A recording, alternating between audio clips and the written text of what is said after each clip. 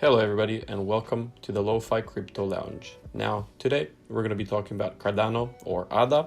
We're going to run down some concepts fundamentally, so talk about what the coin actually is and what it stands for, and we're going to take a look at the chart where I'm going to show you a few concepts of how to spot a change in trend and a few more interesting things that you might want to do, like plotting simple resistance or support zones. Now first of all, let's just take a look at the price. It's at $2.8 at the moment, sitting at a market cap of around $90 billion. Now 70% of the coins are currently in circulation, and what you should know is that you can actually buy this coin on a lot of the top exchanges in the world, the two top ones being Binance and Coinbase. As you can see, Cardano is ranked 3, so it's the third coin judging by market cap, only preceded by Bitcoin and Ethereum. Now, if we move on to the website, we can see a lot of information that is not really clear to anybody except for people that actually know something about blockchain and how it actually works.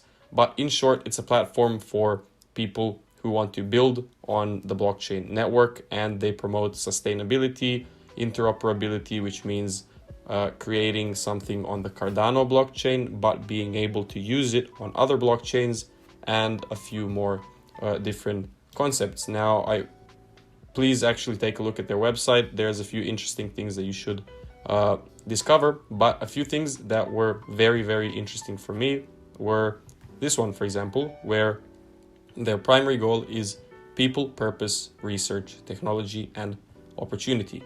This actually reminds me of a concept known as the triple bottom line theory, which is promoted heavily in sustainability, which basically stands for 3 words: planet, people, and prosperity. Now, this means pretty much that in a sustainable way that doesn't harm our environment, Cardano is aiming to provide service and a blockchain network that solves problems for a lot of people and promotes efficiency basically in the blockchain industry. Now, you can take a look at their full roadmap. It looks pretty cool, to be completely honest. As you can see, scalability, interoperability, my bad, and sustainability, and a few of these actual phases that they're inside. So decentralization, smart contracts. There is so much to talk about here that we would need an hour-long video or stream to actually cover it all. I urge you to take a look and come back to me with any questions if you do have some. So moving back onto the chart, the first thing that we're going to do is plot our support and resistance zones. Now, the first support zone that I see is this one down here. Now, what is a zone of support? It's basically a zone where the price actually reacts to, by price, I mean these lines on the chart, right? Where they react with a particular zone on the chart. Now, as you can see, right here, we see a movement upwards and we see a reaction from this zone. Then it moved down, right? They moved up, broke through, okay. And then it came back down, retested this zone, and it acted as a support, right? A support meaning it supported the price and didn't allow it to go further down.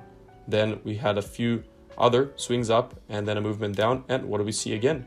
Another zone of support. So at this point, we could have just plotted a line, right? But I don't like plotting lines because everything is actually a zone. Nothing is pitch perfect, right? As you can see, this whole zone is around the $1 mark, right? Why is that? Because a lot of traders like to put in, for example, $1, a completely even and round number, into their platform, into their exchange, and buy Cardano at that price because it's simply easier than typing in decimal points, right? So it's a psychologically important value. So another thing that we can see is another zone of support / resistance. So it did act as resistance in the past. So right about here, we can see it rejecting the price from these two areas. But recently, it's actually acted as a zone of support.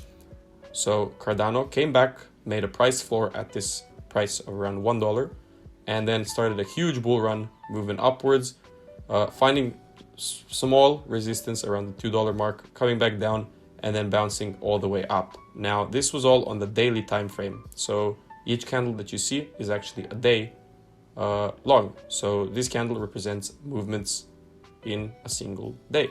This candle, it's not closed yet because the day is not over, but it's representing the whole movement of what's happening today to Cardano. Now, if we move on to the 4-hour time frame, we can actually notice that every one of those daily candles has actually expanded into a few 4-hour candles. Very simple, right? So if we actually take a look at this chart right here, we can plot an uptrend line. And this uptrend line has been broken out of.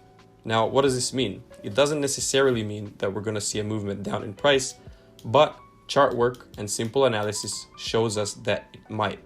Now, I would definitely not recommend shorting the market at this point because I'm all about long-term when it comes to crypto and buying the actual coins instead of selling them. So I would probably wait for a retracement into one of these zones of support or resistance before entering the market. So this could be this price down here, right? And then a movement upwards for a new all-time high. It could be an even further retracement into this zone before we see a reversal pattern like a head and shoulders, and then a movement upwards. By the way, head and shoulders is something like this. So you can see two shoulders and a head. This is actually an inverse head and shoulders, and a lot of other, different patterns. Now, all of these things you're going to learn watching these videos day by day. And the more I repeat these concepts, the more you will become familiar with them, right? Because I'm pretty sure I'm pretty sure you understood nothing if you're a complete beginner right now, but I will try to clear things up for the near future. Now, I think that would be it for today's video. Please ask me some questions in the comments down below. If you want to know something extra, if you want to invest into a coin and don't know what to do with it, what price to buy at, anything. And yeah, I'll see you all in the next one. Ciao.